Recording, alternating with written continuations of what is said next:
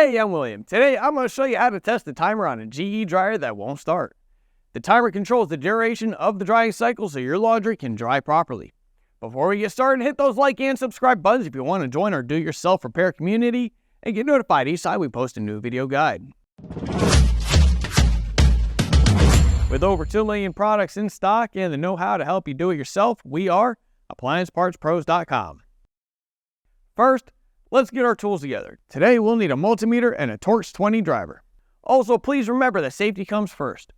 Always disconnect your dryer by unplugging it or switching the breaker off before you work on it. Now let's get started. Now we're going to use our Torx 20 driver to remove the mounting screws along the top of the console. We're also setting the timer to a cycle, then rotating the console panel forward. Let's grab our meter and set it to continuity, which looks like a sideways Wi-Fi symbol.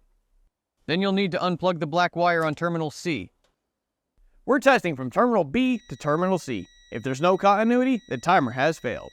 All we need to do now is rotate the console back into place and reinstall it with the Torx 20 screws that we removed earlier. And that's all there is to it. Just don't forget to plug your dryer back in or flip that circuit breaker back on. If your timer is good, you can check out our other troubleshooting guides to find out what might be preventing your dryer from starting. We've got thousands of videos to help you diagnose appliances and make repairs. If your timer is bad, you can order a replacement at AppliancePartsPros.com so you can repair it yourself.